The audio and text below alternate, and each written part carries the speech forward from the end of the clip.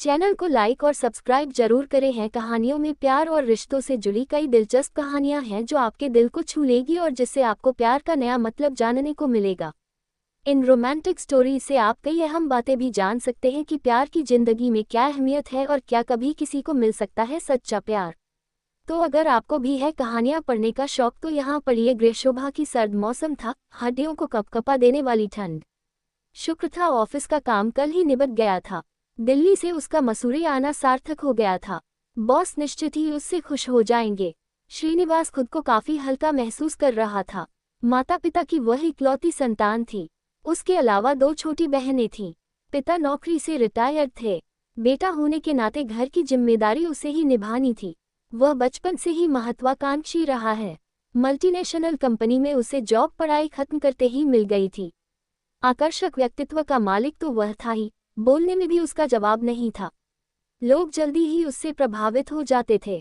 कई लड़कियों ने उससे दोस्ती करने की कोशिश की लेकिन अभी वह इन सब पचड़ों में नहीं पड़ना चाहता है। अनुपम और शिखा दोनों इंग्लिश मीडियम के सेंट जेवियर स्कूल में पढ़ते थे। दोनों ही उच्च मध्यवर्गीय परिवार से थे। शिखा माता पिता की इकलौती संतान थी जबकि अनुपम की एक छोटी बहन थी। धन संपत्ति के मामले में शिखा का परिवार अनुपम के परिवार की तुलना में काफी बेहतर था। शिखा के पिता पुलिस इंस्पेक्टर थे। उनकी ऊपरी आमदनी काफी थी। शहर में उनका रुतबा था। अनुपम और शिखा दोनों पहली कक्षा से ही साथ पढ़ते आए थे, इसलिए वे अच्छे दोस्त बन गए थे। दोनों के परिवारों में भी अच्छी दोस्ती थी। शिखा सुंदर थी, अनुपम देखने में काफी स्मार्ट। पूरे 10 साल के बाद दोनों एक बार फिर आमने सामने खड़े थे। नोएडा में एक शॉपिंग मॉल में यूं अचानक मिलने पर हतप्रभ से एक दूसरे को देख रहे थे। सुलभ ने ही अपने को संयत करके धीरे से पूछा, कैसी हो मन? वही प्यार में भीगा हुआ स्वर। कोई दिखावा नहीं, कोई शिकायत नहीं। मानसी के चेहरे पर कुछ दर्द की लकीरें खींचने लगी जिन्हें उसने यत्न से संभाला और हंसने की चेष्टा करते हुए बोली, तुम कैसे हो? सुलभ ने ध्यान से देखा। वही 10 साल पहले वाला सलोना सा चेहरा है पर जाने क्यों तेवर पुराने नहीं हैं। अपने प्रश्नों को उसने चेहरे पर छाने नहीं दिया। दोनों साथ साथ चलने लगे। दोनों के अंतस में प्रश्नों के बवंडर थे फिर भी वे चुप थे। सुलभ ने ही चुप्पी तोड़ी, तुम तो दिल्ली छोड़कर बंगलौर मामाजी के पास चली गई थी। ब्रेकअप। अमेरिका से फोन पर रागिनी के ये शब्द सुनकर मदन को लगा जैसे उसके कानों में पिघलता शीशा डाल दिया गया हो। उसकी आंखों में आंसू छलक आए थे। उसकी भाभी उमा ने जब पूछा कि क्या हुआ मुन्नू, तेरी आंखों में आंसू क्यों, तो वह रोने लगा और बोला, अब सब कुछ खत्म है भाभी। 5 सालों तक मुझसे प्यार करने के बाद रागिनी ने दूसरा जीवन साथी चुन लिया है। भाभी ने उसे तसल्ली देते हुए कहा, मुन्नू तू रागिनी को अब भूल जा। वह तेरे लायक थी ही नहीं। एक बार, बस एक बार हाँ कर दो प्राची। कुछ ही घंटों की तो बात है, फिर सब वैसे का वैसा हो जाएगा। मैं वादा करती हूँ कि यह सब करने से तुम्हें कोई मानसिक या शारीरिक क्षति नहीं पहुँचेगी। शुभ की बातें प्राची के कानों तक तो पहुंच रही थी परंतु शायद दिल तक नहीं पहुंच पा रही थी या वह उन्हें अपने दिल से लगाना ही नहीं चाह रही थी, क्योंकि उसे लग रहा था कि उसमें इतनी हिम्मत नहीं है कि वह अपनी जिंदगी के नाटक का इतना अहम किरदार निभा सके। नहीं शुभ, ये सब मुझसे नहीं होगा। सॉरी, मैं तुम्हें निराश नहीं करना चाहती थी परंतु मैं मजबूर हूँ। एक बार, बस एक बार, जरा दिव्य की हालत के बारे में तो सोचो। तुम्हारा ये कदम उसके थोड़े बचे जीवन में कुछ खुशियां ले आएगा। प्यार का एहसास अपने आप में अनूठा होता है। मन में किसी को पाने की, किसी को बाहों में बांधने की चाहत उमड़ने लगती है।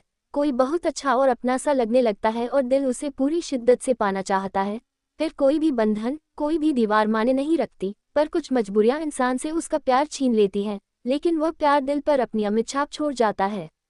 हाँ सुमी, तुम्हारे प्यार ने भी मेरे मन पर अमिट छाप छोड़ी है। हमें बिछड़े 10 वर्ष बीत गए हैं, पर आज भी बीता हुआ समय सामने आकर मुंह चिढ़ाने लगता है। बड़े बड़े शहरों में ऐसी छोटी छोटी घटनाएं होती रहती हैं। हमारे किस नेता ने किस दारुण घटना के संबंध में यह वक्तव्य दिया था, अब ठीक से याद नहीं पड़ता। यूं भी अपने नेताओं और बुद्धिजीवियों के अमूल्य वक्तव्यों के सुनने के हम इतने आदी हो गए हैं कि अब उनका कोई कथन हमें चौंकाता नहीं।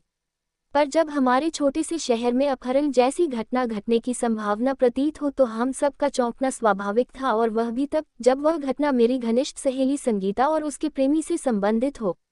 क्या तुम मेरे इस जीवन पथ की हमराही बनना चाहोगी? क्या तुम मुझसे शादी करोगी?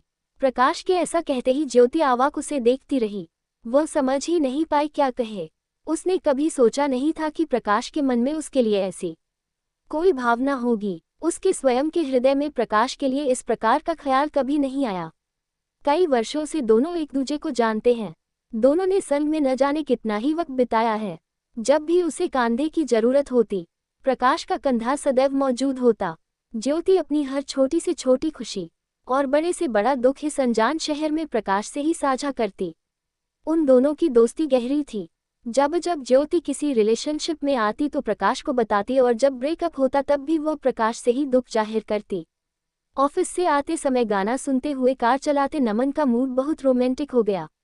पत्नी तनु का ख्याल आया, साथ ही अपनी फ्लो पर एक फ्लैट शेयर करके रहने वाली अंजलि, निया, रोली और काजल का भी ख्याल आया तो घर जाने का उत्साह और भी बढ़ गया। उस गहरी घाटी के एकदम किनारे पहुंचकर अवनी पल भर के लिए थकी, पर अब आगे पीछे सोचना व्यर्थ था। मन कड़ा करके वह छलांग लगाने ही जा रही थी कि किसी ने पीछे से उसका हाथ पकड़ लिया। देखा वह एक युवक था।